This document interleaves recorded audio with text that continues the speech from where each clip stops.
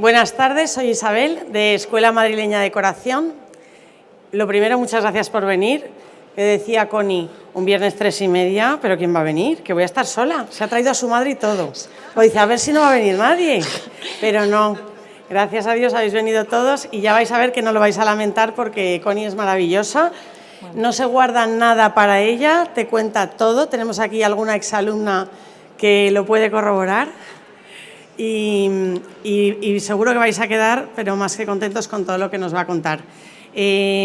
Bueno, Escuela Madrileña de Decoración lleva más de 15 años formando decoradores en decoración e interiorismo, formando alumnos y con muchísimo éxito, gracias a Dios. Salen con un nivel buenísimo, es duro, eso sí, pero tenemos también... Se están asustando algunas. Hay alguna que acaba de empezar y ha venido hoy, pero sale todo el mundo feliz. Y la verdad que es un gusto trabajar en esta escuela, formar parte de esta familia. En el caso de Connie es nuestra profesora de homestaging, que hace una pequeña pincelada durante el máster de homestaging y luego tiene su curso específico de homestaging, que por cierto, ayer ya sacamos las plazas para el siguiente presencial, ya pongo la cuña publicitaria si me lo permitís. O sea que si os gusta hoy y queréis profundizar más, el 24 de marzo haremos el próximo curso presencial en Madrid durante una semana intensivo, con Connie mano a mano, que es una maravilla. Los resultados de los cuestionarios de calidad de los cursos de Connie nos dan 10 sobre 10 en todo, en sus... Oye, hasta calidad-precio, que yo eso es lo que no entiendo, porque siempre nos quejamos del precio, ¿verdad? Pues hasta calidad-precio dan un 10 sobre 10, no os digo más. Y bueno, Connie es maravillosa, tiene un MBA, tiene una profesión detrás, un bagaje, que es un poco también lo que tienen la mayoría de nuestros alumnos, que vienen con otra vida, pero que eso siempre te sirve, hagas lo que hagas después. Y en el caso de Connie se ha visto, a pesar de que no tenía nada que ver con lo que es la decoración y demás, ella se acercó al homestaging viviendo en Irlanda por circunstancias, le apasionó, empezó a formarse. Se fue a Estados Unidos a conocer a Bárbara Schwartz, la fundadora, que os hablará de ella, que se han hecho íntimas amigas y es de la que ha absorbido todo. Y ya sigue formándose día a día. Es de las pocas personas que pueden presumir de llevar tantísimos años en el sector viviendo de esto, con lo cual, por eso la formación que tiene tanta calidad. No son formaciones teóricas como en la mayoría de los sitios, que te dan una teoría y ya está. Ella os cuenta el día a día, cuenta cada detalle, os da cada pauta. Y no se guarda nada. Entonces estoy segura de que hoy también os va a dejar felices y contentos. Así que nada, un aplauso a Connie. Gracias. Disfrutéis. Sí, muchas gracias, Isabel. Bueno, yo cuando me llamaron para hacer esta conferencia, yo no sabía si el público que iba a asistir iba a ser gente que no conocía de homestaging o iba a haber homestagers también. Veo que hay un poco de todo. Entonces, bueno, he querido hacer, me dijeron, vamos a hacer, ahora está muy de moda lo de los 5, no sé qué, 10 tips, ¿no? Entonces, bueno, yo he querido hacer una parte de introducción para todos aquellos que no estéis muy familiarizados con el homestaging, una parte previa, que a lo mejor a los homestagers que hay aquí ya muy buenos y tengo aquí alumnas y gente que está también trabajando y le va fenomenal, a lo mejor esto pues para ellas ya es más conocido, pero para la gente que no esté muy familiarizada con el sector, hacemos unas pequeñas explicaciones y ya luego pasamos a lo que serían 10 consejos que yo creo que a todos, aunque seamos homestagers ya experimentados, siempre nos viene bien refrescar, ¿no? Entonces, bueno, vamos a... como introducción, bueno, lo que os decía, primero, algunas pautas del homestaging, en qué consiste realmente, porque hay mucha gente que cree conocer, pero yo creo que hay algunos puntos clave. Las diferencias entre homestaging e interiorismo, el tipo de viviendas que trabajamos los homestagers, que muchos ahora las veréis y os sentiréis identificados, y luego ya yo siempre intento meter la cuñita de las 3 razones para el amueblamiento y ya empezamos con los tips, ¿vale? Entonces, bueno, vamos a empezar porque a mí me parece súper importante esta conferencia. Estamos hablando de homestaging y estamos dentro de un sector, o sea, dentro de una feria que se enmarca dentro del interiorismo. Entonces, habrá, yo creo que asistentes que seréis interioristas y creáis que el home staging es una parte del interiorismo más. Es verdad que está muy relacionado, pero nosotros como home stagers no somos interioristas al uso, ¿vale? Entonces, yo he establecido, como ahora veremos, algunas diferencias bastante importantes. Al final, a nosotros los home stagers nos llaman cuando los clientes quieren vender o alquilar, comercializar una vivienda. Puede ser un piso, puede ser un chalet, puede ser incluso una oficina o cualquier activo de tipo inmobiliario que quieran vender, ¿no? Entonces, aunque no es interiorismo, es verdad que nosotros recurrimos al amueblamiento, que no diría decoración o interiorismo, pero recurrimos a amueblar las viviendas para potenciar los espacios que se van a vender. Si son pequeños, pues utilizaremos muebles a escala, como veremos, ¿no? Si son más grandes, pues daremos espacio y cubriremos las diferentes zonas de la casa. Entonces, es verdad que los muebles son una herramienta que a nosotros nos viene muy bien para explicar esa vivienda que se va a vender, ¿no? Al final, otra de las partes importantes es que el home staging no es un gasto, sino que es una inversión.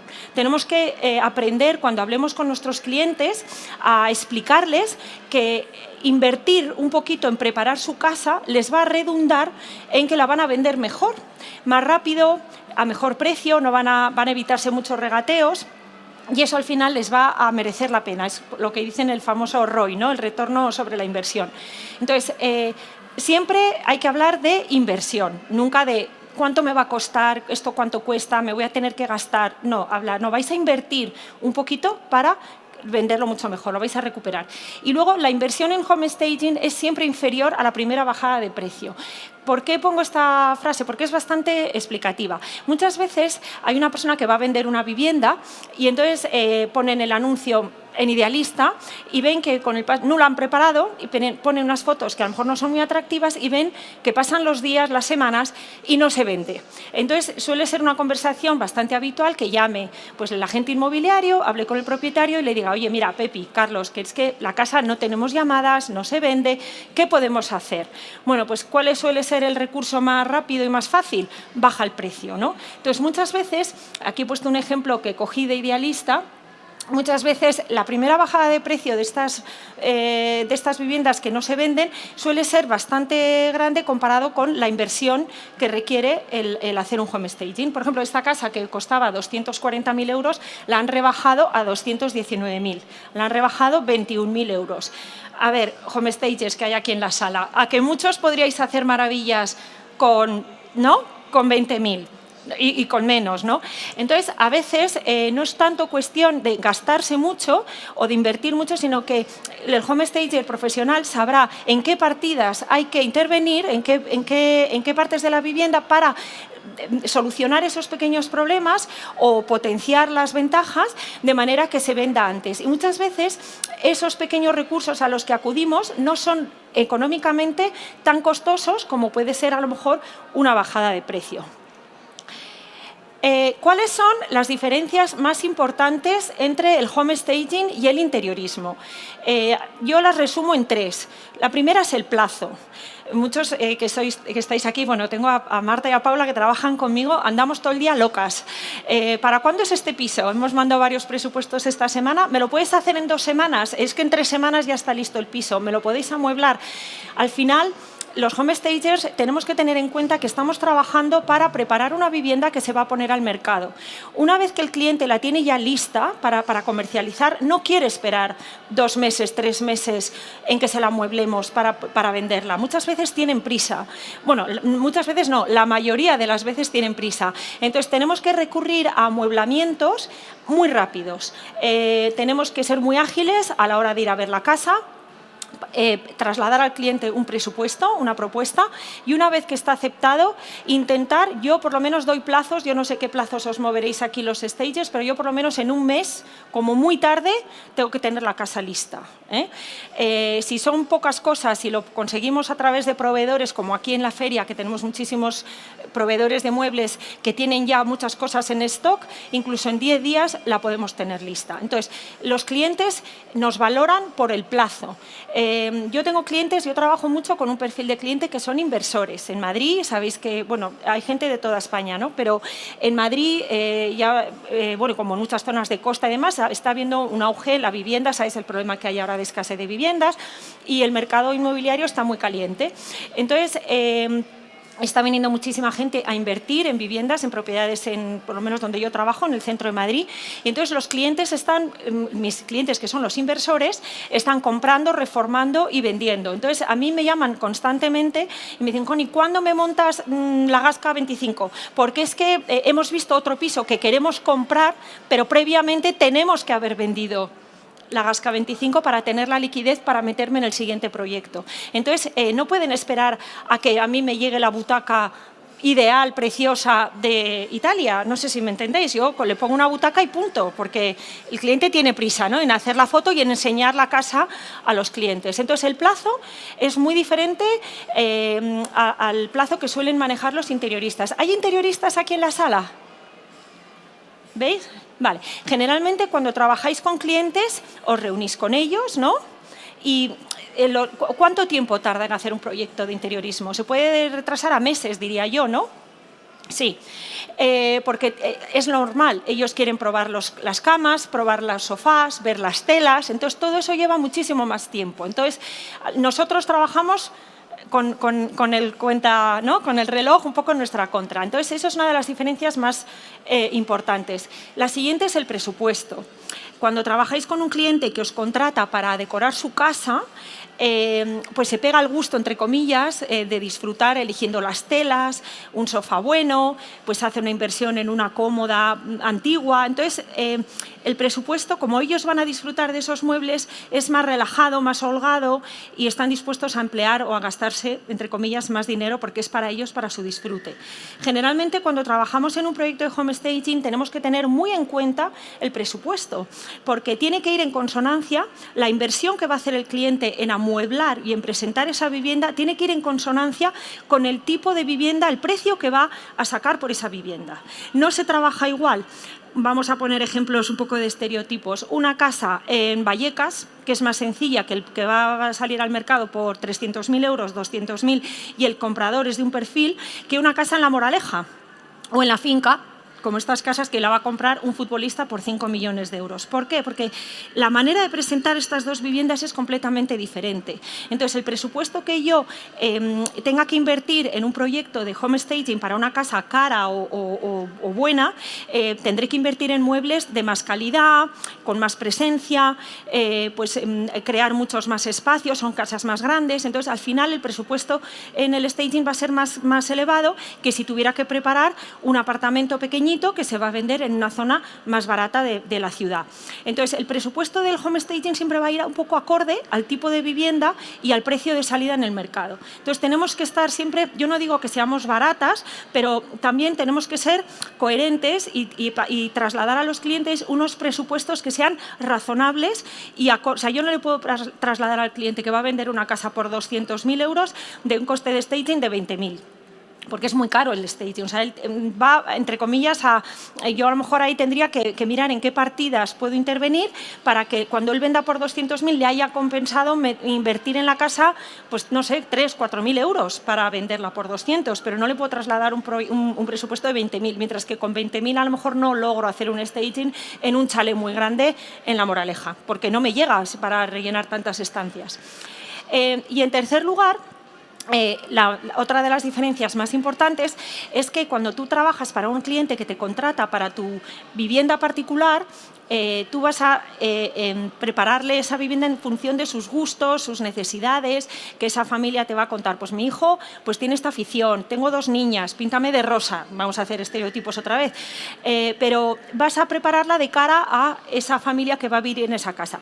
Cuando a nosotros nos llaman a los home stagers para preparar una vivienda, nosotros a priori no conocemos al comprador. Entonces tenemos que hacer una decoración que sea apta para el mayor número de personas que creemos nosotros que van a visitar esa casa para que les guste y encaje con sus gustos. Entonces, bueno, he puesto dos ejemplos como muy obvios de un saloncito.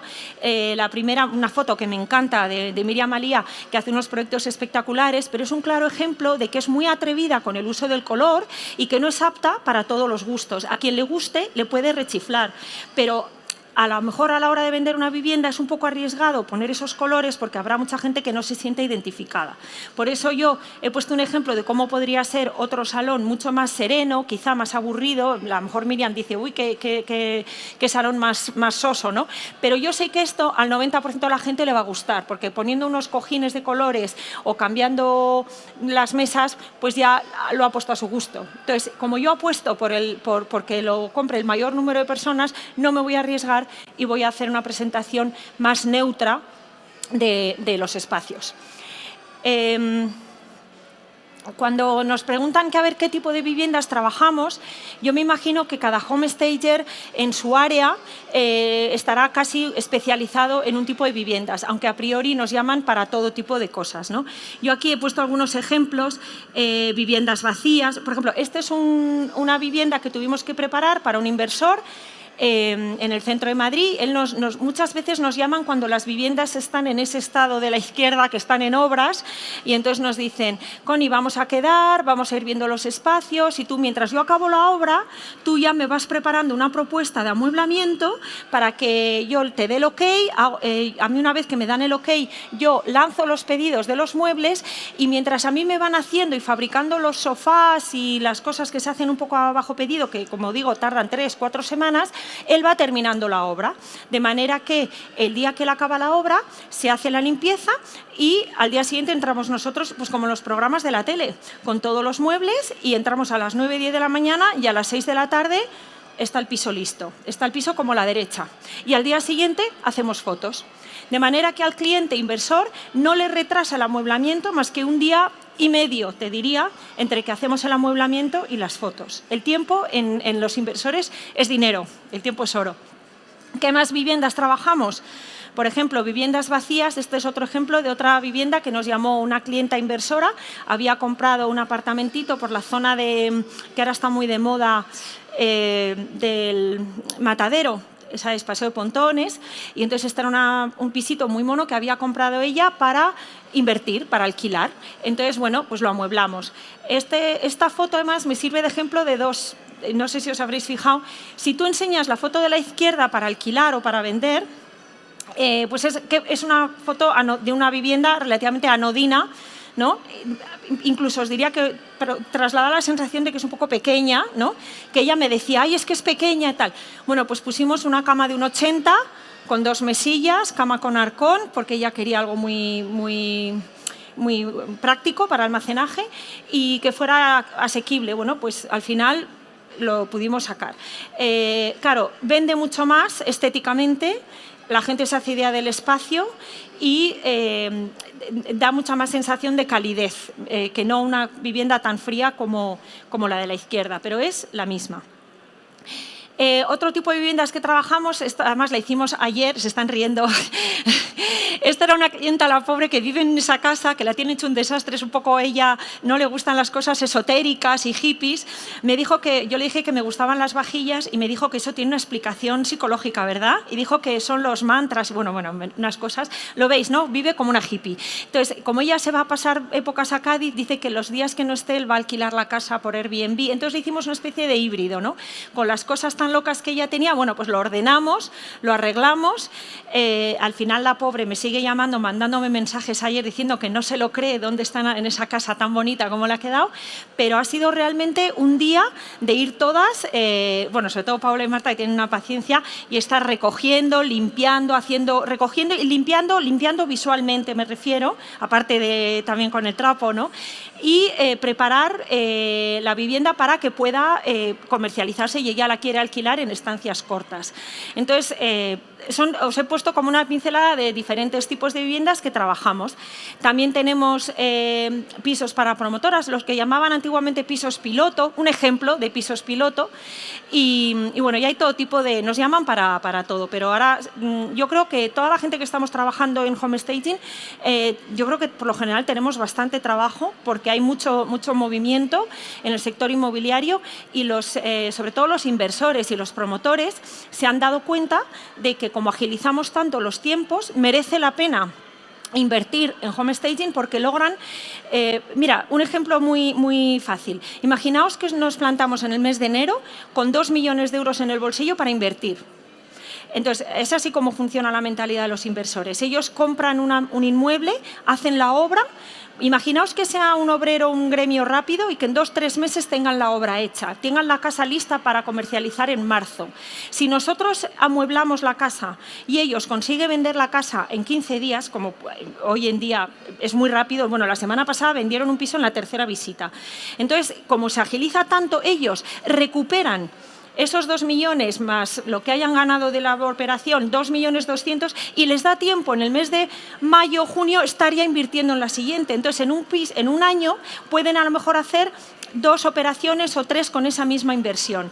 Mientras que si no hacen home staging y tienen el piso en marzo acabado, pero no lo amueblan y lo ponen a la venta y tardan 1 mes o 2 en venderlo, han perdido ahí 2 meses que podrían haber recuperado el dinero antes, tener la liquidez en el banco para poderse meter en la siguiente inversión. Y entonces, en un año, haciendo home staging, a ellos les da tiempo a hacer 3 o 4 operaciones, mientras que si no hacen home staging, hacen solo 2. Entonces, a ellos también se han dado cuenta de la oportunidad y de las ventajas que produce el home staging, ¿no? Y ya por último, antes de empezar en los tips, yo siempre intento resumir a la gente. Hay mucha gente que me dice, ¿y por qué amueblar los espacios? Muchas veces es mejor enseñar las casas vacías y que luego ya cada uno se imagine lo que quiere poner.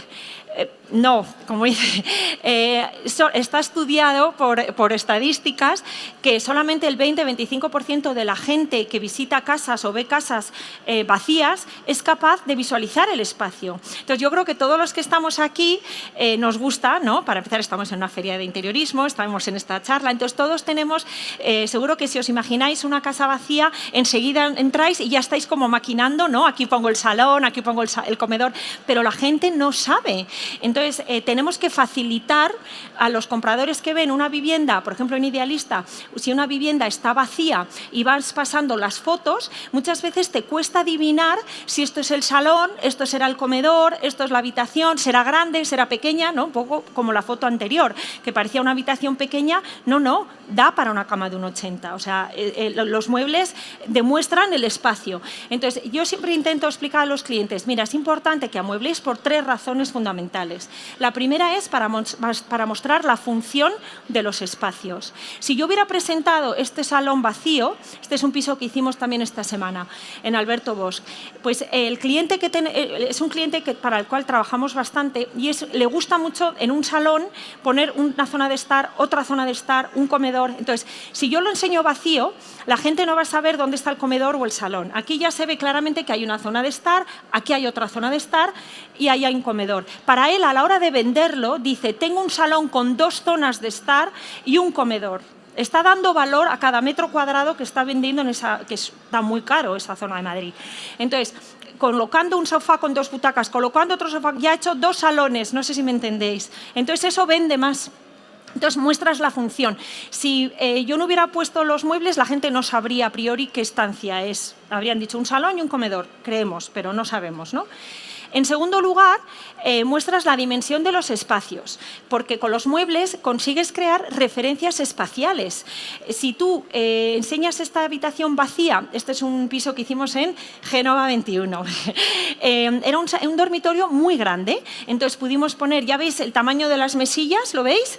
Vemos el banquito, aquí, y luego esta otra zona de estar. Entonces, a mí, cuando yo estoy viendo esta foto, si no conozco la casa, digo, fíjate qué proporciones tan amplias que te da para poner mesillas que parecen casi cómodas, qué buen almacenamiento tiene. El banquito también, desde la puerta hasta el banco, ¿veis qué espacio hay? Entonces la gente va utilizando los muebles para hacerse su composición, sus referencias espaciales, y le va diciendo, ojo, es que es relativamente amplia esta habitación. Al fondo tenemos otra zona de estar, lo veis que hay butacas, hay otro puff. Entonces, gracias a los muebles he enseñado que es un dormitorio, pero que tiene además dos zonas. A lo mejor el cliente no le sirve para nada esas butacas y prefiere ponerse un escritorio o una bici para hacer ejercicio, lo que él quiera, pero ve que tiene el espacio para ello. Entonces, ya hemos conseguido nuestro segundo objetivo, que es enseñar la dimensión, crear una referencia espacial. Y por último, con los muebles, creamos una conexión emocional. No tiene nada que ver vender la foto que os he enseñado antes de esta habitación vacía. ¿Vosotros tendríais una conexión emocional con esa vivienda de la izquierda? Pues poca, yo creo. Digo, no sé. Tú mirarías cuánto cuesta el piso, a cuánto está el metro cuadrado y te harías tu composición de si la inversión merece la pena a nivel económico, pero a nivel emocional a ninguno nos ha enamorado esa casa. Mientras que, por ejemplo, te la enseñan así. Esta es una vivienda que preparamos en una promoción de una promotora de estos fondos que compran edificios y hacen viviendas y tal. Y esta casa estaba en la calle Santa Ana, que está al lado del Rastro. ¿Conocéis esta zona de...? ¿Qué zona? Es como la Latina. Entonces, en la Latina, ellos creían que su público objetivo que iba a alquilar este tipo de pisos era gente joven, ¿no? Un poco más, pues eso, gente un poco más bohemia, tenían las vigas vistas, las contraventanas. Entonces me dijeron, cuando hagáis la cama, o sea, no queremos un dormitorio clásico al uso, sino que sea un poco tal. Entonces hicimos como la cama, la foto, ¿lo veis? Como medio abierta, con los de cojines un poco despeluchados. Queríamos que fuera un poco más juvenil y que tuviera un poquito más de... y que enganchara a este tipo de gente un poco más que quisiera algo no tan formal, ¿no? Entonces, con los muebles y con el estilismo que nosotros apliquemos un poco a cada habitación, lo que logramos es captar un poco la parte emocional de la gente, que mediante las casas vacías y peladas, pues no es mucho más complicado ganarse, ¿no? al cliente. Entonces, bueno, vamos a empezar ya a los 10 tips que me dijo Aitor. Tú resume la presentación en 10 tips. Y digo, bueno, pues ahora 10 tips, que es un poco para los que trabajamos en el home staging, son 10 reglas o 10 recordatorios o 10 puntos en los cuales yo creo que hay que poner especial interés, ¿no? En primer lugar, cuando nos dan una vivienda para trabajar, si está vivida o habitada como la de la chica esta que os decía yo, que es un poco hippie y desordenada, lo que hay que hacer es retirar, limpiar y reparar. Este es un ejemplo de una vivienda que tuvimos que trabajar en la calle Alcalá, que saco bastante a colación porque llevaba... generalmente llevaba a la venta un año. Generalmente las agencias inmobiliarias suelen firmar mandatos de compra y de venta, o sea, tienen durante 6 meses la exclusividad para vender una vivienda. Entonces se vendía por 750, esto es un caso de hace 2 años, se vendía por 750.000 euros, 770.000, en la calle Alcalá. ¿Sabéis dónde está la casa del espía? Que hay una estatua del espía. Pues esto estaba justo arriba, ¿no? En la calle Alcalá 113. Entonces llevaba 6 meses con una agencia que no había hecho nada y otros 6 meses con otra agencia que no había hecho nada. Entonces no habían recibido ofertas, el cliente estaba desesperado, entonces nos llamó otra agencia, la tercera agencia inmobiliaria, que confiaba y apostaba por el home staging, y me dijeron, Connie, necesitamos que vengas, yo tengo fe en que esta casa, quitando un poco toda la cosa que hay que sobra, pintándola y tal. Entonces, bueno, lo que hicimos fue quitar, no sé si veis ese cuadro de las meninas, esa lámpara horrible, tal. Bueno, quitamos muchas más cosas, he intentado resumirlo en una slide, y trajimos una mesa que teníamos, no pusimos ni alfombra para que se viera el suelo de espiga original de la casa, se veían las contraventanas, pusimos un espejo apoyado, cambiamos la lámpara y pusimos 2 butacas. O sea, realmente no hicimos mucho más, pero yo creo, porque además este era un staging que pagaba la agencia inmobiliaria y siempre, como ellos lo cubren dentro, que es otra de las dudas existenciales, quién paga el home staging, en este caso lo asumía la agencia inmobiliaria a la hora de vender sus servicios, y ellos dijeron al cliente, nosotros vamos a abonar los servicios del home staging. Entonces yo yo me solidarizo mucho con estas agencias porque digo, qué valientes son que apuestan por invertir en sacarle partido a la casa para luego venderla. Entonces, siempre intentamos hacerles proyectos que sean muy lucidos visualmente, pero que sean poco costosos a nivel económico porque lo tienen que pagar con su comisión de venta.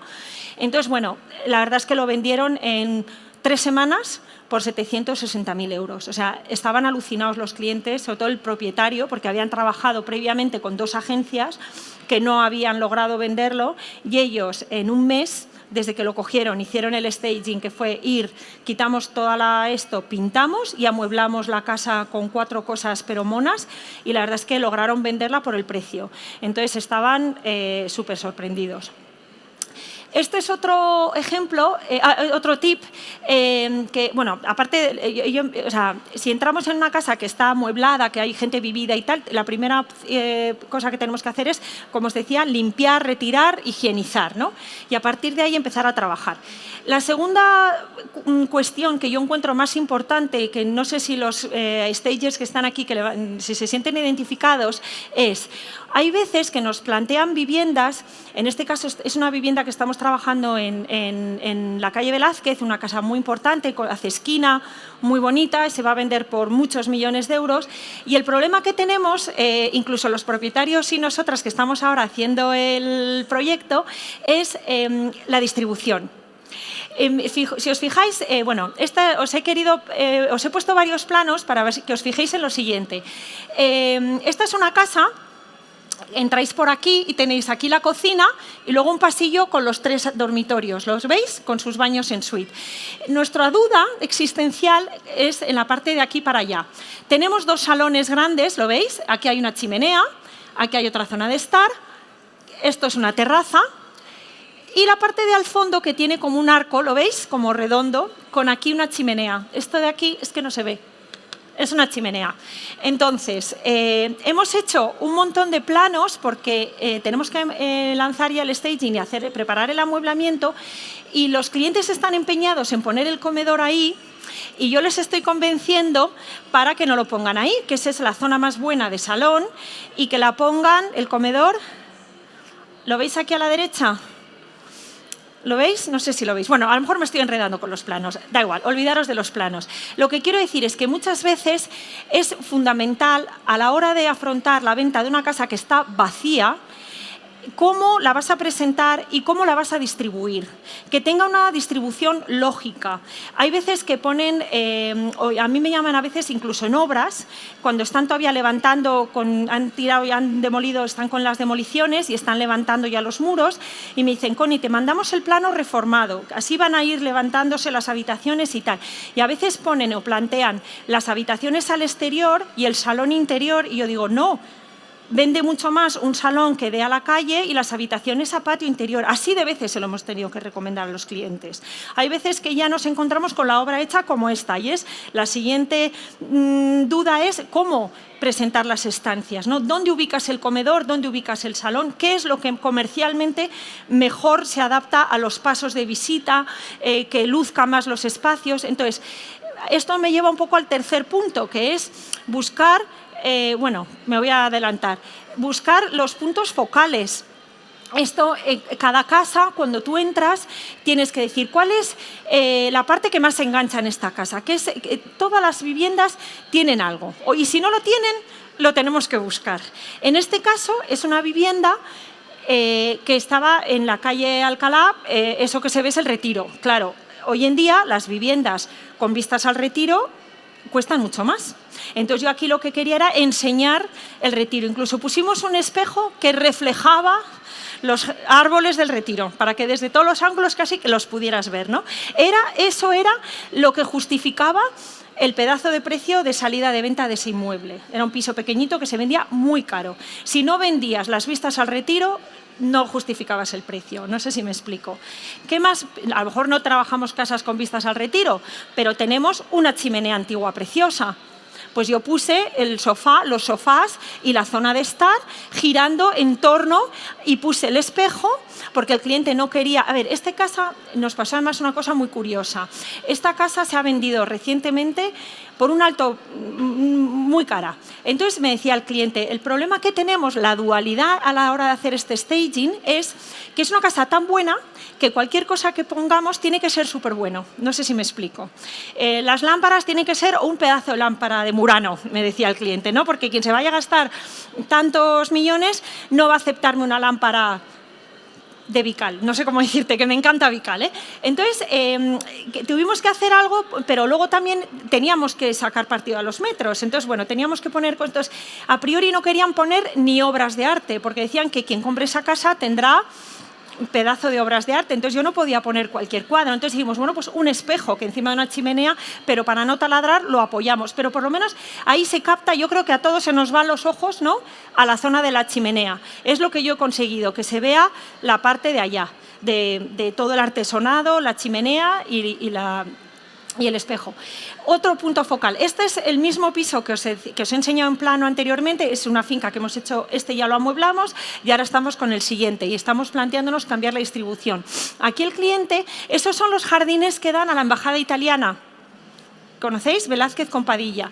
Entonces, claro, me decía el cliente, el que vende la casa, me decía, Connie, es que a mí lo que me interesa es que la gente llegue y que vea los jardines, ese ventanal hay que lucirlo. Entonces yo lo que hicimos fue un sofá que vino el tapicero José Antonio a hacernos a escala, pero lo queríamos hacer muy estrechito porque la idea del que vendía la casa, el agobio era que no hiciéramos muy grande el sofá que impidiera a la gente asomarse y ver las vistas. No sé si me explico. Entonces tuvimos que hacer todo como muy meditado, hacer un sofá, porque yo decía, qué a gusto estás aquí, ¿no?, que lees, ves el jardín, tienes la luz, pero también otra zona de estar que le acompaña. Bueno, la distribución y el punto focal es súper importante. Entonces, esto hay que tenerlo muy en cuenta.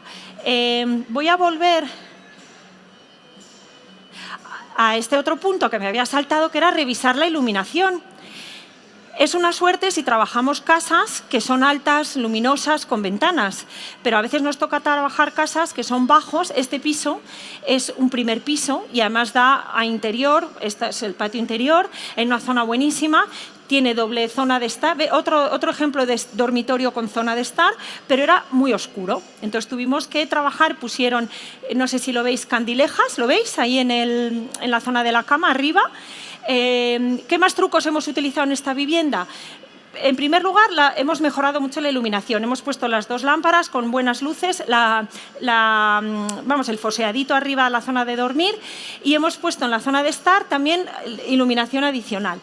Esta casa tenía muy poco fondo, no sé si lo veis, es muy tubo, y aquí tuvimos que utilizar una cama, la pusimos de 1,90 de largo en vez de 2, y aquí no utilizamos cabecero, para ahorrarnos esos pequeños centímetros. O sea, me seguís, ¿no? Yo creo que hay mucha gente que se siente identificada con los truquillos que utilizamos, ¿no? Entonces, tuvimos que amarrar la cama todo lo que pudimos hasta la pared, evitarnos el cabecero, pusimos un papel texturado que imitaba tela.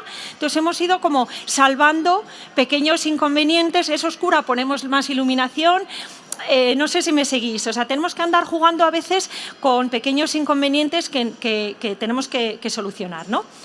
¿Qué más? Hemos visto ya 4 tips. No sé si voy rápido, despacio, me queda un ratito más, ¿no? No, voy muy rápido.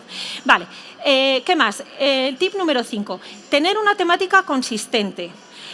¿Por qué digo esto? Porque cuando trabajamos una vivienda que tiene un salón, un comedor y varios dormitorios, lo que queremos es que la persona que visite la casa o cuando vean el reportaje vean que es una casa que genéricamente tiene el mismo estilo, el mismo aire, que no pongamos un dormitorio hippie y otro dormitorio contemporáneo y otro dormitorio que parece que estás en la casa de la playa, ¿no? Que sea todo un poco el mismo estilo, que siga el mismo la misma temática.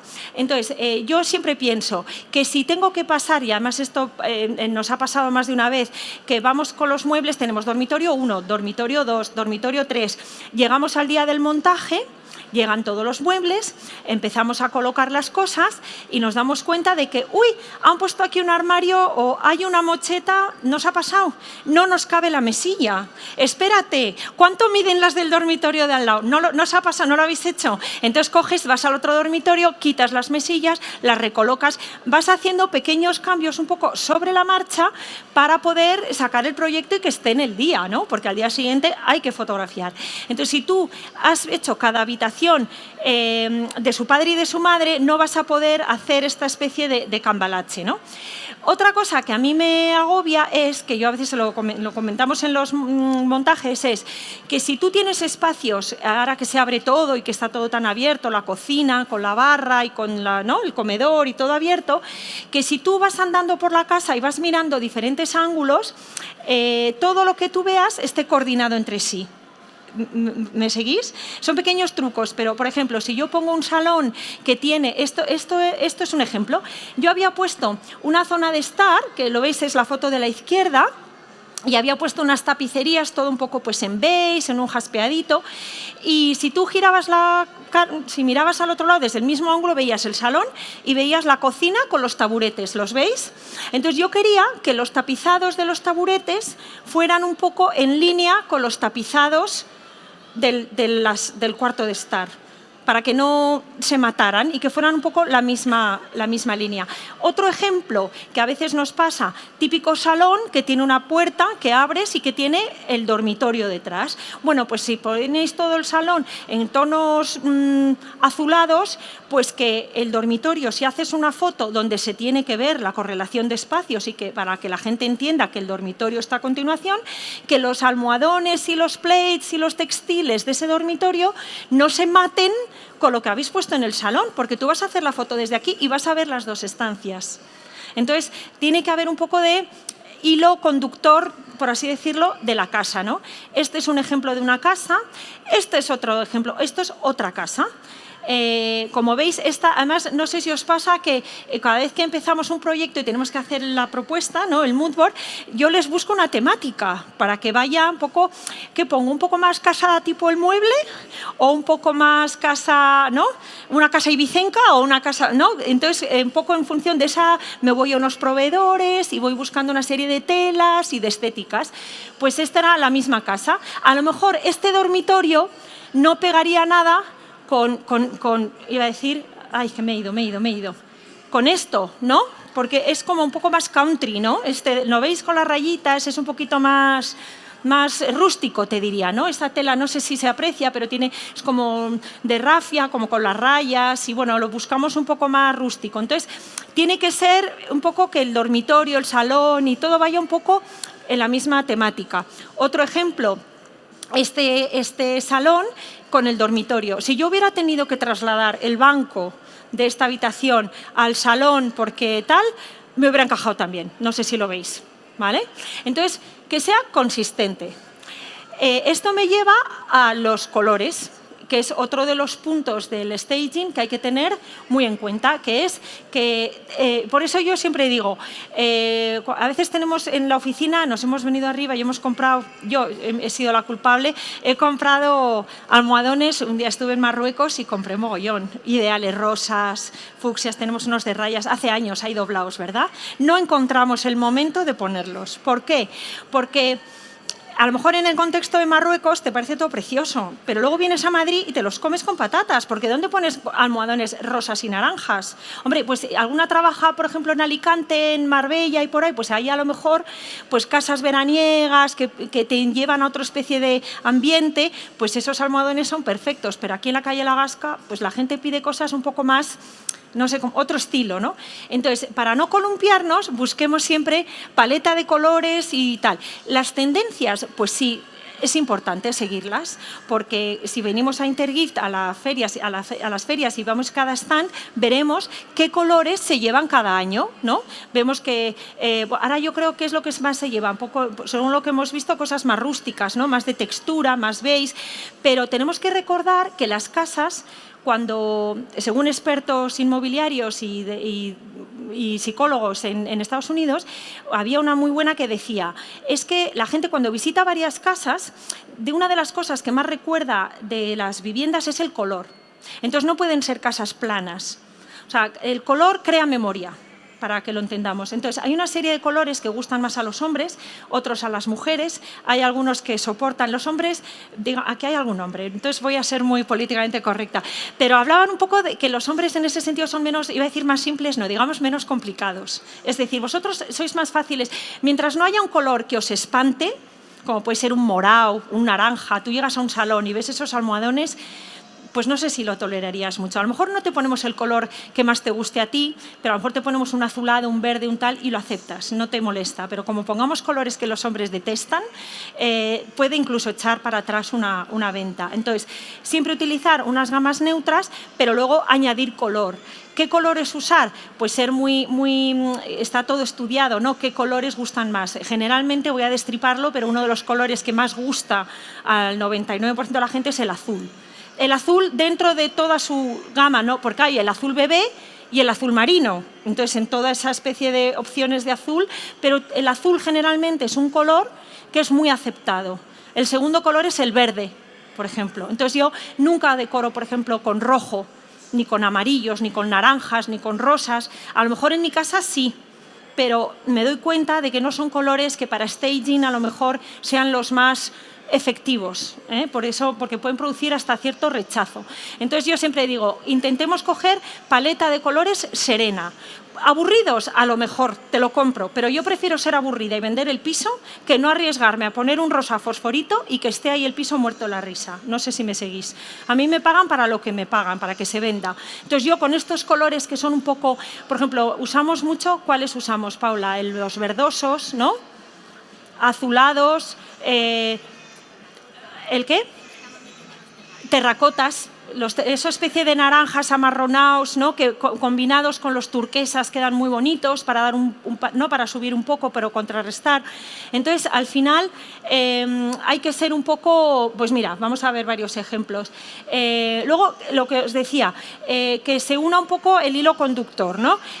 Pues aquí hemos utilizado maderas, pues las mesillas a juego del escritorio, la pata de la silla un poco en consonancia, los colores del cuadro, la paleta de colores del cuadro que sea un poco a juego del cabecero, del plate, o sea, que vaya todo como un poco engamado, ¿no? Entonces, nosotros lo que hacemos es, cuando pasamos una propuesta al cliente, le hacemos como una especie de presentación de PowerPoint muy sencilla y le vamos poniendo los muebles que le vamos a poner en cada una de las habitaciones.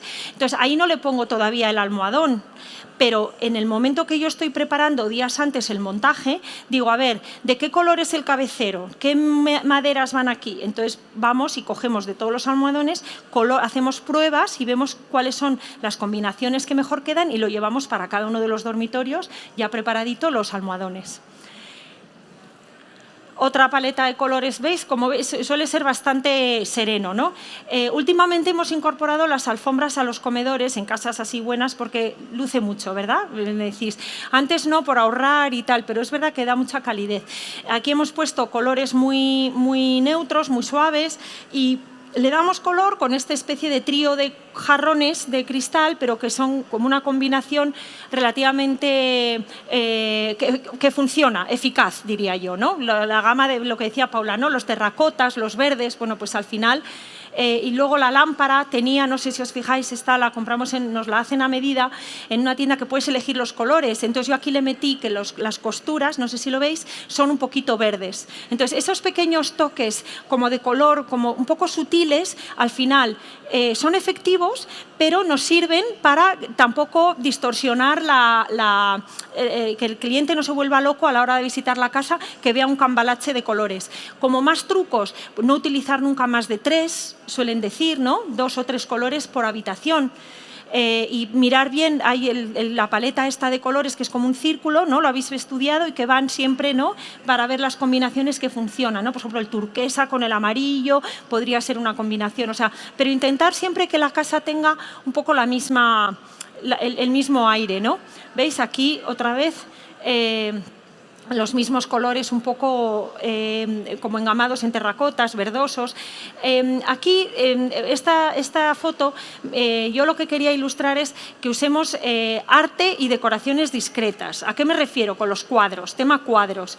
La verdad es que ahora si habéis paseado por todos los stands, si habéis visto todos los proveedores, hay muchísimos cuadros que la verdad es que están súper bien logrados a precios súper asequibles, ¿verdad? Habéis estado en Ixia, en Item, en Denso, o sea, es que hay un montón de cuadros como muy abstractos. El tema de los cuadros, además, es un mundo, porque ¿cuánto cuesta este cuadro? Es que es tan, ¿no?, tan difícil de... Entonces, en el cuadro y podéis a lo mejor poner obras que sean relativamente básicas o sencillas en cuanto a nivel de coste, pero que sean muy resultonas, ¿no?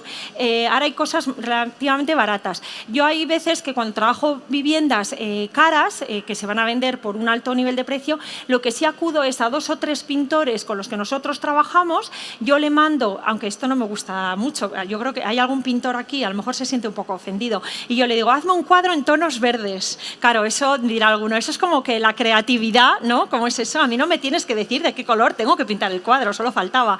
Y le digo, ya, pero entonces no te lo compro porque no me encaja en mi... No me pongas morados, ni azules, ni tal, porque no me encaja en mi mood board, ¿no? Entonces, la verdad es que ellos se amoldan bastante bien y poniéndome a veces pinceladas de color, pero bueno, hacemos excepciones. Pero... que bueno, luego nunca sabes. Hicimos un piso en la calle Santa Engracia que se iba a vender así bastante caro para unos clientes mexicanos y trabajamos con varios pintores y hablé con uno de ellos y le dije, oye Luis, yo quiero que me hagas 2 cuadros que vayan relacionados, porque era un salón en L y quería poner los 2 cuadros que iban a estar como, pues no, que tenían que tener la misma continuación. Y yo siempre le pido cosas súper neutras, ¿no? Que sea discretito. Bueno, pues me dice, Connie, por ser tú, te voy a dar unos cuadros de mi última colección de los precio caro, porque él me hace como línea blanca, ¿sabes?, sin firma, y otros con firma que cotizan, ya tiene su nombre, el pintor. Y dice, te voy a hacer, por ser tú tal, te lo voy a vender a precio, pero es que estoy experimentando una nueva colección que eran cohetes y marcianos, ¿no? Y era como una cosa muy psicodélica con unos pequeños marcianos. Y yo dije, esto yo en staging no lo puedo meter. Bueno, pues sorprendentemente se lo ofrecimos al cliente. Oye, Juan Carlos, que el pintor nos sugiere estas... Oye, me encantan. Estaba, bueno... Le encantó, tuvieron un éxito los marcianos, mira, pena no haberlo puesto. Pero eso ha sido como pequeñas excepciones. Generalmente utilizamos cuadros como mucho más neutros y discretos. También usamos mucho los espejos. Los espejos son muy buen aliado para los stages porque son neutros, porque duplican el espacio, porque duplican la luz, ¿no? Y al final un espejo incluso apoyado con unas ramas delante ya te soluciona cualquier... Cuando yo estoy muy cruzada y no encuentro el cuadro, digo, espejo, y ya lo soluciono, ¿no? Esto es otro piso que hemos hecho recientemente, el de Alberto Bosch, y en este caso hemos puesto un cuadro de una marca que yo creo que no lo he visto expuesto. ¿Conocéis Highwood? Que los conocéis, pues hacen que tienen y eliges los colores. ¿Veis? Otra vez he ido a gamas quizá un poco aburridas. Estos hacen cuadros, les podéis pedir con el filo en fosforito, son una pasada, de materiales como de cemento, de madera, son preciosos y a los interiores parece que me están pagando por hacer publicidad, pero no. Pero son muy bonitos, son muy lucidos, son neutros, yo creo que a nadie le disgusta ese cuadro y la verdad es que para staging funcionan fenomenal. ¿Qué más? Bueno, aquí otro ejemplo de cuadro sencillo, usar arte y decoraciones discretas, ¿no? Son cuadros, pues eso, con passepartouts, con tonos muy neutros, siempre que vayan un poco juego con los... También esa es otra, a veces los textiles los solemos combinar, porque como solemos hacer siempre cabeceros como muy sencillos, de telas sencillas, a veces sí que los hacemos de dibujos. Lo que pasa es que eso luego nos limita más el tema de los almohadones y demás. Entonces los hacemos sencillos, como con telas muy, pues, ¿no? Pues estos colores a mí me encantan, porque luego le puedes poner cualquier almohadón y siempre te va a valer. Y el cuadro es lo que te va a marcar a veces el color o los tonos de los almohadones que van a ir combinados, ¿no? Este es otro ejemplo de usar arte y decoraciones discretas. Esta es la casa que os he enseñado antes de la chimenea, y entonces ahí estaba toda la biblioteca vacía, entonces teníamos como que rellenarla con algo. Entonces, en este caso, lo que solemos hacer es llevar siempre libros de estos que incluso a veces nos piden que desalojemos, que vaciemos casas, y los libros a tirar. Yo digo, no, trae para acá. Y tenemos en el almacén cajas de libros, y entonces los solemos poner al revés, para que no se vean los títulos y los colorines de los lomos, porque yo quiero que y además así no se ven los títulos, porque a veces nos vienen libros políticamente incorrectos y entonces no se ven los títulos ni nada. Los ponemos al revés, hacemos como pequeña distribución, vamos como cambiando de arriba a abajo, y luego cogemos una serie de jarrones o de boles, ¿lo veis? Todos a lo mejor vais a Zara Home o a Ixia, tal, compráis un lote de varias cosas, lo vais distribuyendo y ya está. No hay que volverse loco, estamos vendiendo la casa, estamos enseñando y estamos rellenando, pero con un poco de gracia y con poco presupuesto también se puede amueblar. ¿Qué más? Usar muebles a escala, y aquí he puesto polivalentes y os cuento. He utilizado esta foto porque es de un proyecto que hicimos en la calle Castelló, que ese era el salón y el comedor. Entonces, tenía la cocina justo aquí. Entonces, era un comedor que no se veía comedor, no sé si lo veis. Entonces, lo que hicimos fue utilizar, hicimos un sofá con 2 butacas, no sé si las veis. Y entonces hicimos de la misma madera y tejido, y hicimos las telas reversibles, hicimos las sillas. ¿No veis que son las mismas pero sin brazos? No sé si me seguís. Entonces compramos una mesa, la del fondo, que estaba apoyadito tipo consola, pero que luego se abría, la abres y entonces se hacía mesa de comedor. Y entonces las 2 butacas hacían de sillas de cabecera. ¿Me seguís? Entonces, cuando hicimos el reportaje de fotos, lo hicimos versión salón, como la foto anterior, y versión comedor. Claro, es que este piso se vendía muy caro. En la calle Castelló, al lado de tal, lo vendían. Entonces, necesitaba el cliente vender el salón y el comedor. La realidad es que el comedor se usa relativamente poco, a diario me refiero, de lunes a viernes la gente no usa el comedor. Entonces él me decía, yo quiero tener una mesa de comedor. Entonces a veces nos ponen estos retos, que fuera de madera, que fuera no muy cara, que se abriera, que sirviera de consola o incluso de silla de trabajo, aquí de mesa de trabajo. Por eso pusimos esta sillita. No sé si la veis, que me dijo el cliente, incluso hacer una foto para que sea como de despacho, o sea, polivalente, ¿vale? Entonces, los stagers, otro reto al cual nos tenemos que enfrentar es a que en espacios muy reducidos tenemos que proporcionar al comprador todas las funciones que él espera tener en una casa: salón, comedor, dormitorio, cocina y baño. Si luego hay más dormitorios, fenomenal. Pero el salón y el comedor tienen que aparecer, aunque sea una casa mini. Pero mesa plegable, sillas apiladas, lo que sea. Pero tenemos que enseñar todas las funciones que una persona quiere tener en su casa. ¿Qué más? Trabajar los aromas. Decimos aromas, que no olores, porque cuando hablas con los homestagers americanos, que nos llevan muchísimos más años de adelanto, cuando dan todas estas formaciones y demás, la psicología a la hora de hablar con los clientes es fundamental. El cómo les explicas las cosas es muy importante. Nos suelen llamar para trabajar casas habitadas. Entonces, en todas las casas, nos guste o no, huele, cuando tú entras, huele a la familia que vive dentro, para bien y para mal, porque habrá gente que será súper limpia, gente que pone mucho, ¿no? Pues huele a limpio, pero hay gente que fuma, o hay gente que tiene animales domésticos, que eso es a la larga. La gente que tiene perros o gatos no se dan cuenta, pero cuando tú entras en una casa que tienen animales y tú no tienes, lo hueles y lo sientes, ¿no? Entonces, cuando hables con los clientes hay que explicarles que vamos a preparar su casa para la venta y que es muy importante trabajar el tema de los aromas. No digáis olores, porque los olores psicológicamente parece que no. No me preguntéis por qué, pero hay que decir aromas. Bueno, el caso es que hay que combatir, como decían ellos, los olores de cerrado, de humedad, que a veces hay casas que están cerradas. El otro día, por ejemplo, fuimos a hacer las fotos de una casa muy bonita en la calle en Monteleón, y la casa ideal, recién hecha la obra, y olía a obra que te mueres. Entonces, ¿cómo hacemos nosotros a los clientes? Les llevamos micados de olor los he puesto ahí en la foto, ¿los veis? Os iba a traer uno, pero no, os he traído vela. También hacemos velas. Entonces, que luego la vamos a sortear. Así que quedaros hasta el final, como decían en el 1, 2, 3, que luego daremos un papelito y sacaremos aquí y aquí. A ver, entonces, bueno, lo que hacemos es, si queréis pasarla para olerla, lo que hacemos es una cata en casa y en la oficina de olores con estas empresas que te hacen velas y demás.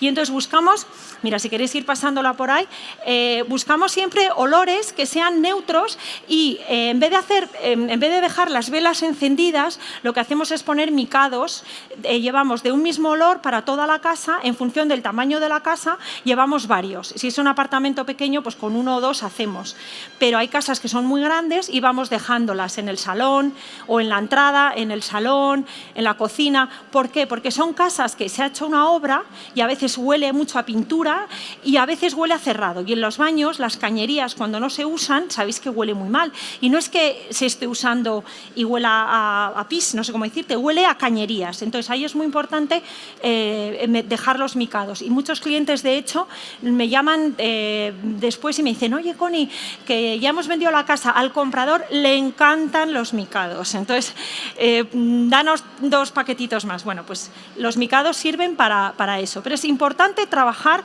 no solamente la parte estética, sino que es lo que se ve en las fotos, sino también pensemos en que en las visitas de la gente tiene que estar todo también que huela bien, ¿no? Ahí tenemos la vela puesta. Además, un pequeño tip para los stages es que este tipo de micados y de velas, si los encargáis en estas empresas, que hay aquí varias, os salen baratísimos, os lo hacen con vuestro logo, lo habéis visto, y la gente muchas veces a mí me han llamado y me han dicho, hemos entrado en una casa que la has hecho tú. ¿Y cómo sabes? Porque olía a tus... O han visto el logo del micado. Yo, pues en vez de poner el logo de Zara Home, que no me oiga a Mancio, pongo el mío, ¿no? Y además, si compráis un poco al por mayor, os sale más baratito. Entonces, es un tip que yo encuentro muy... Bueno, a mí me funciona.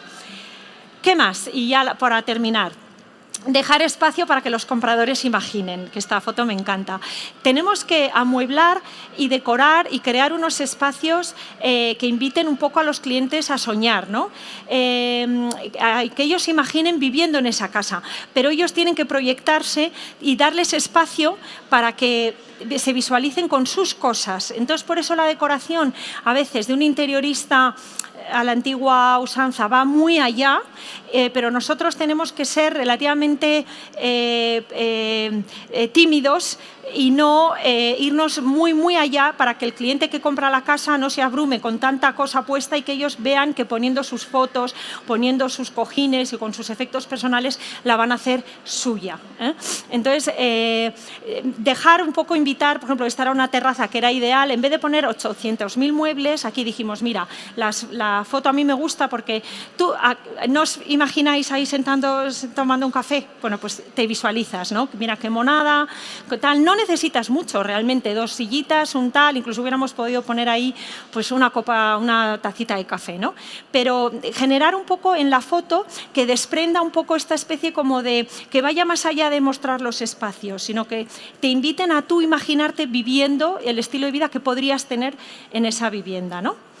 Entonces, bueno, como conclusiones, y dejo tiempo para, yo creo que he ido bastante bien, para ruegos y preguntas.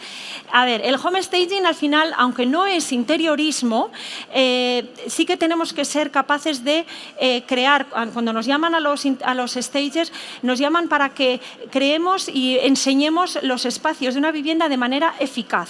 Lo que os decía de plantearnos muy bien qué distribución, cómo crear los pasos de las visitas, o sea, los tours de las visitas de los compradores cuando van a visitar una casa. No puedes poner todo puffs y butaquitas. La gente tiene que tener un paso fluido, tiene que entender, tiene que poderse acercar a una ventana y abrirla para ver las vistas.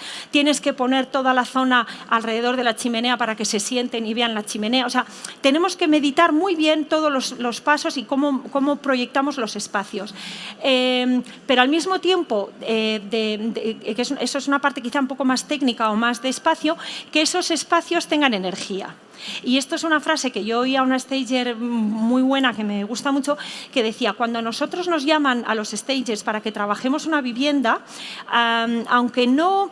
o sea, el tipo de cliente que nos llama es un cliente muy boutique, porque necesariamente no tiene por qué tener dinero, pero sí la sensibilidad necesaria para contratar a una persona que le vaya a amueblar, a, digamos, decorar una casa que va a vender.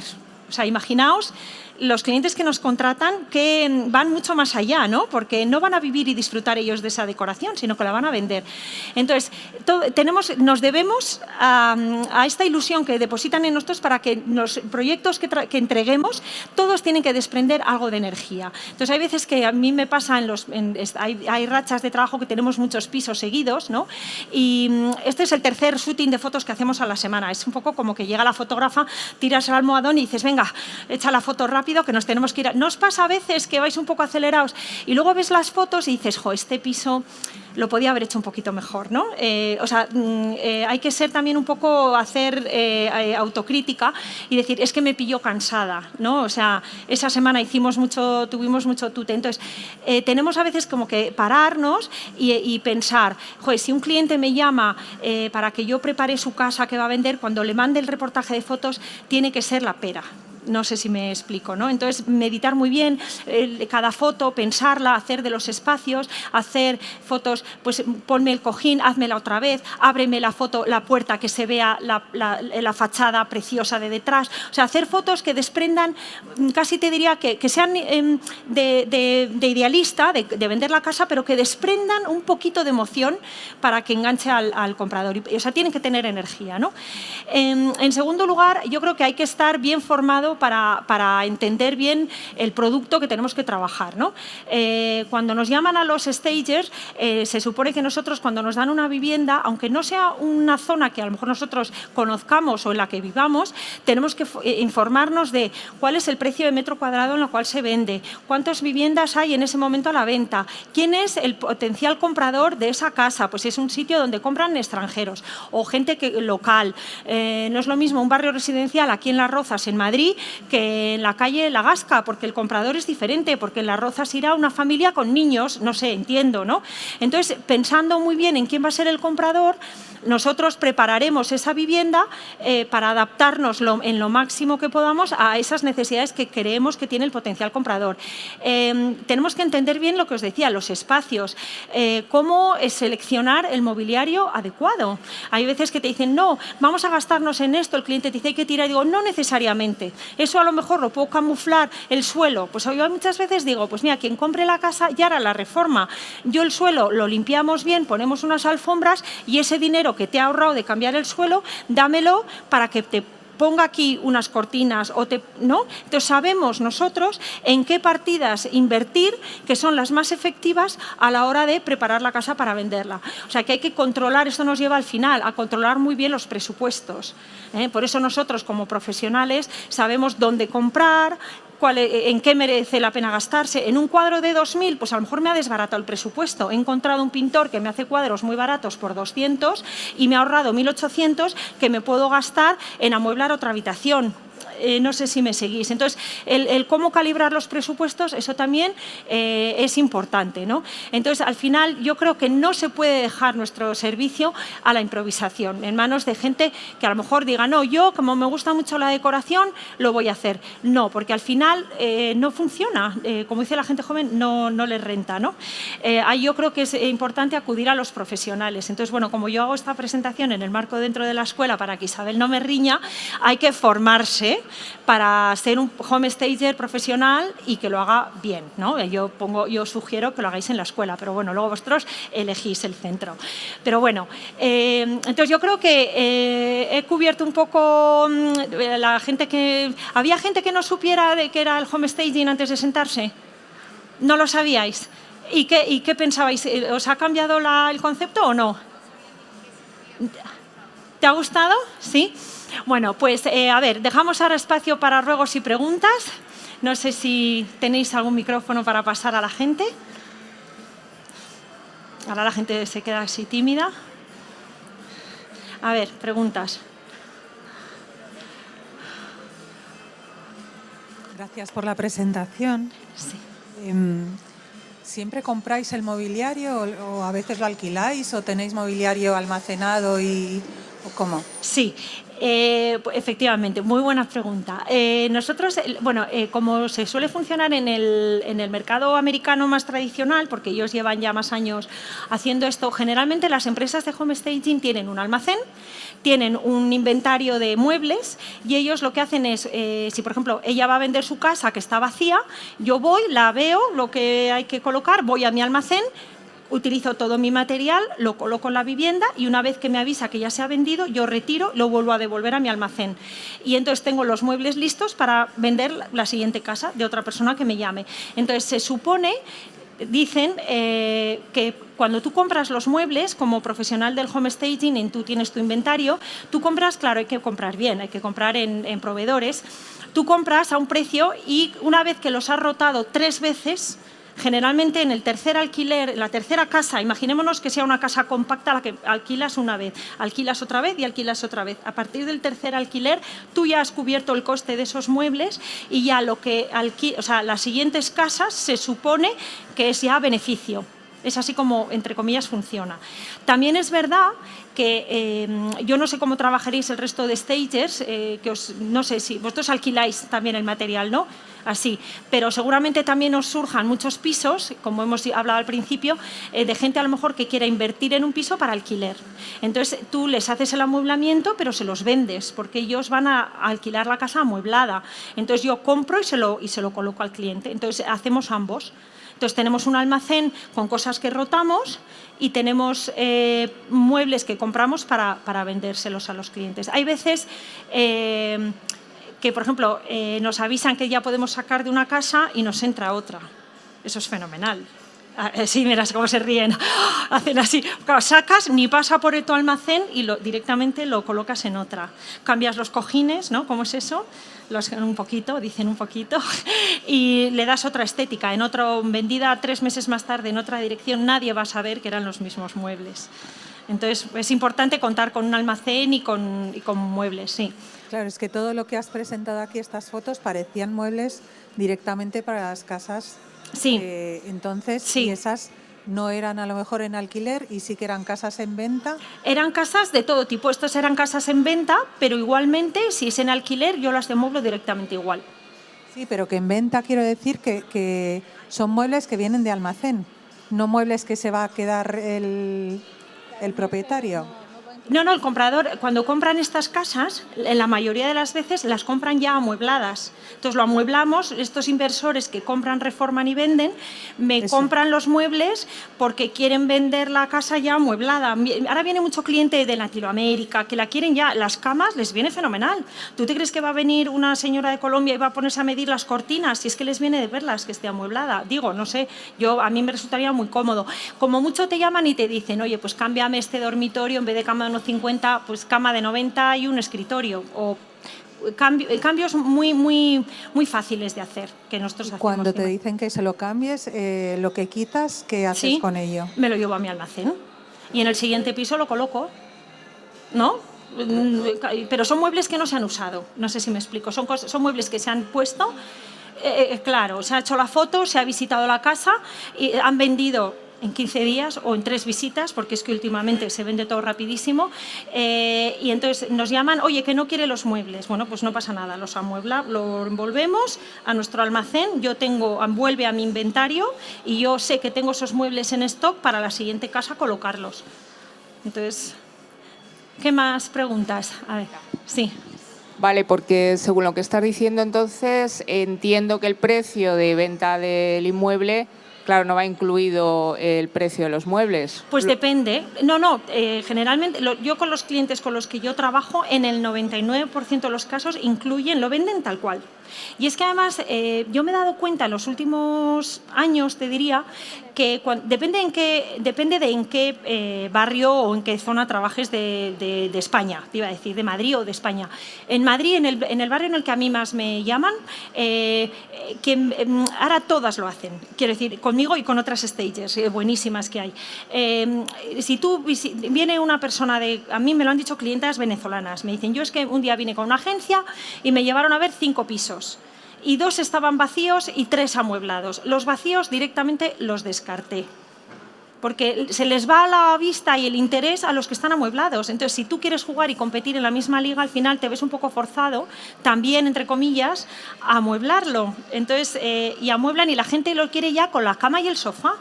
Entonces, es muchísimo más rápido, o sea, la gente toma mucho más, la toma de decisión de me inclino por un inmueble u otro, los muebles juegan un gran papel. De hecho, a mí me lo dicen muchos clientes, que es dentro de ellos cuando compran una vivienda, la reforman y la venden, me decían, claro, yo tengo el presupuesto de la obra, de las licencias, de las ventanas, del suelo, de los baños, los materiales, las tal, y la partida final del staging. La partida del staging, en comparación con el resto de partidas que tengo, es relativamente, voy a decir, barato, pero el retorno que me produce es abismal, porque incluso les sirve a los propios vendedores que están vendiendo una vivienda. Imaginaos que has hecho una obra, a mí me llaman muchas veces y me dicen, Connie, ¿cuándo amueblas? Que te diga Paula.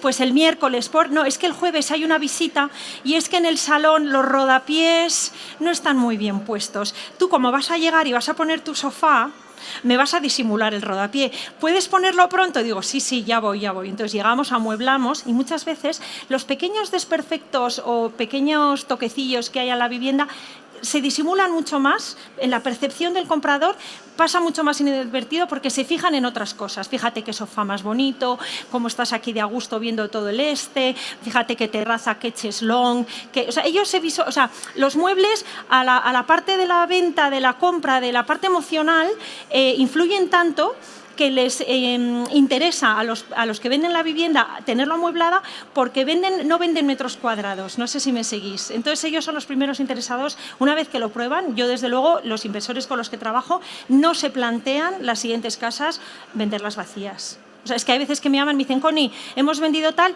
te pasamos los planos de los 3 siguientes, vete preparando. O sea, vete preparando ya las propuestas, esta la acabamos en mayo, la otra en julio y la otra en septiembre. Entonces vamos, ¿verdad, Paula? Con clientes ya muy fidelizados y eso es lo mejor. Para ellos somos ágiles, si no quieren un mueble lo quitamos y se lo reponemos, si necesitan almacenar porque han vendido el piso y el comprador no quiere los muebles, los guardamos y los volvemos a poner en la siguiente promoción que tengan 3 meses más tarde en otra dirección, lo volvemos a colocar y punto pelota. Lo único que les cobramos es el trajín de los muebles, del almacenaje y de tal, pero los muebles nos los han comprado, son suyos.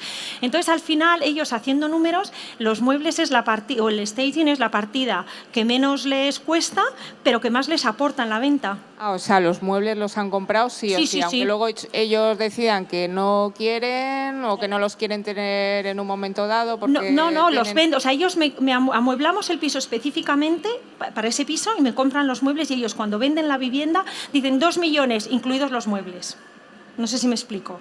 Entonces el comprador los compra. Si el comprador no quiere los muebles, pues ajustan un poquito, pues 1,980, yo qué sé, y me llaman y me dicen, hemos vendido el piso, la rabia es que el cliente no quiere los muebles. Nos ha pasado en 3 casos. Es verdad que hemos vuelto al almacén, hemos estado un poquito colapsaditas, a ver cuándo terminan la otra obra y se los volvemos a vaciar nuestro almacén, pero es un servicio que a ellos les viene muy bien y que nosotros hacemos, aunque nos jorobe un poco, porque nos dan muchos pisos al año, entonces si en uno pasa puntualmente se lo hacemos este servicio. Vale, gracias. Sí. Nada. A ver, más dudas por ahí. Oye, pasar la vela, que vamos a rifarla. Sí.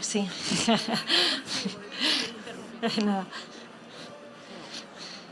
Hola, buenas. Sí. Mira, quería preguntarte, por ejemplo, en las casas que ya han sido vividas, Sí.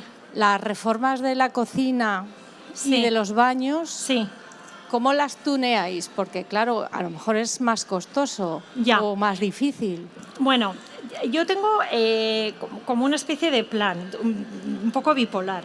Si una persona particular va a vender su casa y está muy trillada, yo creo que si es una casa de configuración antigua y hay que tirarla, no sé cómo decirte, entera.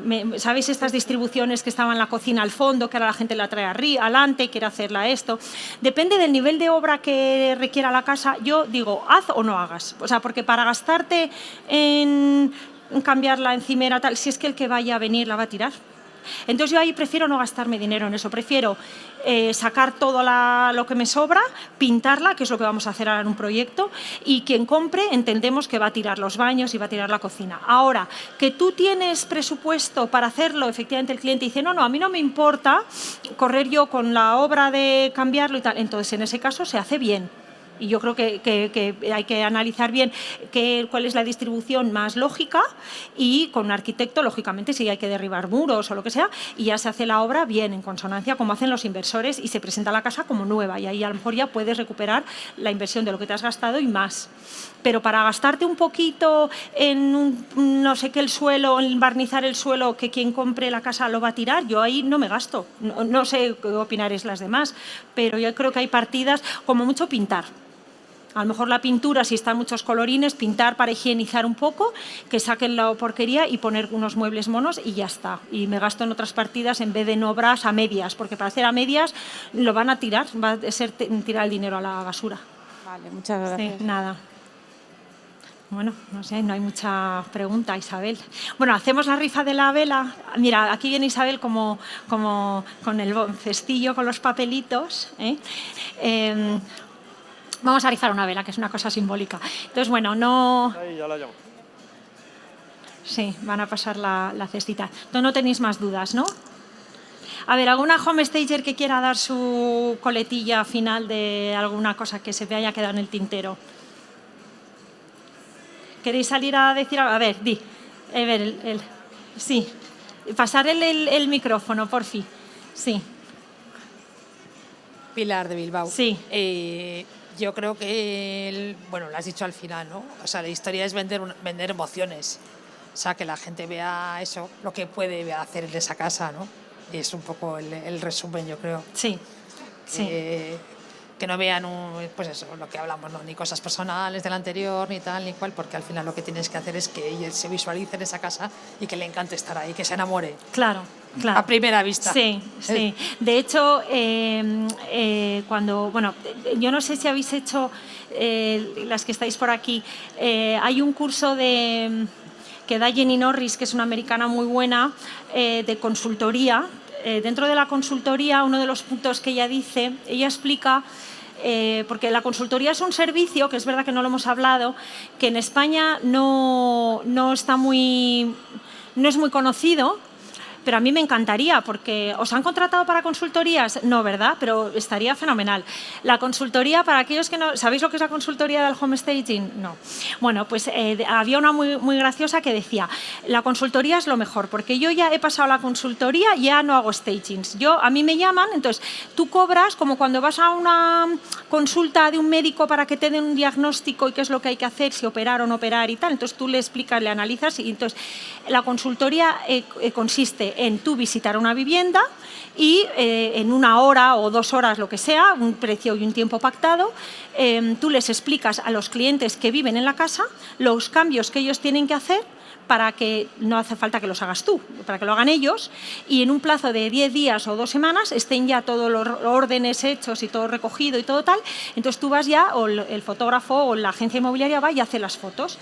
Entonces se ahorra, por así decirlo, la agencia inmobiliaria, si ellos quieren asumir el coste del staging, dicen, en vez de yo no tengo a lo mejor la exclusiva, no puedo pagar que venga un homestager a hacerlo, pero sí puedo pagar 1 hora de consultoría para que le diga al cliente que vive en la casa qué son las cosas que tiene que quitar y que poner, como decía esta compañera nuestra, Pilar, ¿no?, de Bilbao, que hay que despersonalizar, ¿no? Entonces, cuando tú le explicas en esa hora de consultoría el por qué tienes que quitar las fotos, hay mucha gente que no lo entiende. Y hay gente, Bárbara Schwartz, que fue la creadora de este nuestro mundo, ella siempre da mucha formación sobre la manera de hablar y de transmitir el servicio que nosotros hacemos. Entonces, la comunicación para ella es súper importante. Entonces, cuando tú hablas con un cliente y le dices que tienes que quitar las fotos, tienes siempre que, cada vez que les das una recomendación o una indicación, tiene que venir argumentado con algo técnicamente entendible, ¿no? Para explicar que hay que quitar las fotos, tienes que decir que la gente, cuando está visitando una casa, si ve las fotos de la gente que vive en esa casa o los símbolos religiosos o políticos de la gente que vive en esa casa, se puede crear un estereotipo que a lo mejor a veces no encaje con los suyos, no sé cómo decirte, ¿no? Pues a lo mejor pues es una familia de raza negra. Checa, yo creo que hoy en día eso no es problema para nadie, pero puede que haya alguien un poco retorcido que no le guste. O yo, por ejemplo, trabajé en una casa de gente que eran judíos y dentro de cada habitación tenían como... Aquí en España parece que solo hay crucifijos, pero también hay gente que profesa esta religión. Entonces tenían como una especie de simbolitos que cuando tú entras, que a mí me pareció precioso además, porque entras y tienes como que, ¿no? Y te besas y tal. Bueno, pues con Photoshop tuvimos que quitarlo porque me dijo la de la agencia inmobiliaria que era un símbolo religioso que no quería que estuviera muy expuesto. Entonces, todos esos pequeños, las fotos, los símbolos religiosos, todo eso hay que quitar porque puede que produzca rechazo en los compradores. Entonces hay que decirlo de una manera como muy sensible y pero argumentado, para decir, para mí no supone ningún problema, pero puede que haya gente que le moleste o que no le guste. Entonces van a descartar la compra de una casa, a lo mejor por el tipo de gente que vive en esta casa. Pues no sé, pues para qué correr ese riesgo, se quita y punto, y ya está. Entonces, bueno, hay que explicarlo. Entonces, bueno, lo que decían las expertas en consultoría, volviendo un poco a esto, es que ellas se especializan en ir a las casas y durante una hora les explican a los clientes qué es lo que hay que hacer. Entonces, dicen que una muy graciosa decía, claro, tú vas y te presenta el agente inmobiliario, abren la puerta a la casa, entonces te presentan a los propietarios, a Pepe y Macarena.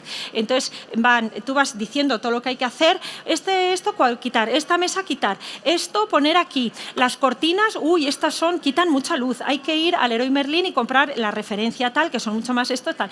Luego, comprar unas cajas y embalar toda la librería y dejar solamente un tercio de los libros. Y entonces dice que cuando después de una hora de Macarena, la pobre mujer, con la libreta detrás, así, cogiendo todos los apuntes, le dice Pepe, oye, Macarena, wait a minute, que yo no, ¿quién va a hacer todo esto? No, pues nosotros. Oye, perdona, Connie, ¿tú qué cobras por hacernos todo este trajín? Y entonces dice, mañana te paso el presupuesto. Chimpún. Entonces has captado otro staging. Entonces la consultoría, ellas dicen que no les sale, ¿no? No, a mí tampoco, pero en Estados Unidos muchísimo. Y por esa especie de turné, entre comillas, 150 o 200 euros o dólares. Pues claro, decía una, yo hago 4 consultorías a la semana y más o menos así al mes pues ya me he sacado un piquito, en vez de estar deslomándome en subida y taladrando los cuadros, pues no. Pues entonces la consultoría es fenomenal, así que ojalá se hiciera más conocido y nos llamaran más. Pero bueno, a punto de rematar. Lo dejamos ya. Sí. Millones de gracias. Yo creo que no se ha defraudado a nadie, ¿verdad? No se ha ido nadie. Os ha producido... mira, aquí hay una tema de esto, sí. ¿No estuviste además en octubre? ¿No? ¿En Interguis en octubre no estabas? Pues, sí. No en esta, sino en otra... Sí. Te iba a preguntar, ya que estás diciendo que esto de que la consultoría se cobra X, sí. No sé si es una indiscreción, cuánto se cobra o cómo se cobra un home staging. Es que depende del tipo de servicio que tengas que dar. Si, por ejemplo, no requiere muebles, sino que es simplemente ir y recolocar y poner, pues tú calculas un poco en función del número de días, las cosas que tengas que llevar, las fotos y si tienes que ir con montadores o no para quitar, poner, subir y tirar cosas. Entonces, haces un presupuesto. Otro tipo de presupuesto es, por ejemplo, si ves una casa vacía, entonces yo lo que suelo hacer es hacer un inventario de todas las cosas que me lo van a comprar. Una casa vacía que me van a comprar, los muebles para alquilar, por ejemplo, o vender. Pues lo que hago es un inventario de todas las estancias, de todo lo que hay que poner, yo lo compro, pongo mi precio de profesional, le añado un margen, aquí estoy desvelando, siempre luego me riñen en la escuela porque abro Excel y cosas y me riñen. Nunca. No, bueno, entonces yo a los muebles, a las cosas que yo compro, como compro en precio no es de tienda, sino que es precio profesional, le marco un margen y luego pongo otro concepto que es el día del montaje, que es lo que cobran los montadores, no sé cómo lo haréis las demás, pero me asentís, que es el día que vienen los montadores, que hacemos toda la mudanza. Luego cobro una partida de honorarios nuestra por diseñar los pisos, el proyecto, qué muebles, dónde comprar, hacer seguimiento de las compras, encajar que todo te llegue el mismo día a hacer el montaje. y la puesta en escena, y luego las fotos, lo que te cobra el fotógrafo. Entonces tú vas, de cada esas partidas te sale un cómputo que es, entonces por eso no es igual un piso pequeñito en Lavapiés que un chalet en La Moraleja, que puede triplicarse el presupuesto. Y si luego te lo alquilan, lo que yo suelo hacer es, al precio de los muebles, yo le cobro un 30%, por ejemplo, para que yo al tercer montaje ya me salga a recuperar. Y los portes y montajes lo duplico porque hay que montar y otro día hay que desmontar. Pero los honorarios, mi madre, con perdón, se descojona, luego me va a reñir, pero claro, hay un día que tienes que hacer todo el montaje y si luego no lo quieren, otro día tienes que ir los montadores y volverlo a retirar para el almacén. Este es un ejemplo de que os cuento que en el curso Connie no se calla nada, ya os estáis dando cuenta, sí, ¿no? Sí, me tiene. El éxito de Connie en sus cursos de homestaging son precisamente ese, que cuenta hasta el último detalle, no se guarda nada, proveedores, contactos, tipo de contrato. Demasiado, demasiado, pero que es una maravilla. Hasta los clientes que son un poco pesados, a veces me abro un canal, ¿verdad? Y les cuento todas las movidas, pero bueno, no. Es una maravilla porque realmente por eso sale la gente tan feliz. Entonces, bueno, el que quiera profundizar ya sabe dónde puede. Vamos a hacer el sorteo el papelito, antes de que se nos vaya la gente. A ver, hemos repartido hasta el número 50, ¿bien? ¿50 había 50 asistentes? 50. Yo he traído a mi madre, pensaba que no iba a venir. ¿Es el 51? Yo digo, no mamá, 15, tú vente, ¿no? quédate a las 3:30. Ah, pues 51, perdón. He dicho que si le toca no vale ella. Ella no ha cogido papelito por dignidad. Bueno, a ver. voy a cambiarlo porque había puesto, he puesto en ChatGPT, dime un número del 1 al 51, solo uno para hacer un sorteo. Dale al Enter, Aquí al negrito. Y así se me ha ocurrido hacerlo. Solo uno. A ver, el número es el 27. Ah, pues muy bien, tenemos ganadora. Bueno, pues tenemos ganadora de la vela. Muy bien, pues muchas gracias al chat. Bueno, GPT. gracias a los demás. Nada. Si alguien quiere más información sobre Connie, que también alguno ha preguntado para contratarla a nivel profesional o de cursos, o otros de los cursos de la escuela madrileña, podéis acercaros, que tenemos el stand aquí en este pasillo, se ve la lucecita blanca y os asesoran o dejáis el dato para que os envíen información si queréis por correo. Millones de gracias, Connie, como siempre. Gracias a vosotros por aguantarme la hora de la siesta. No daba un duro yo, pero bueno, ya estamos.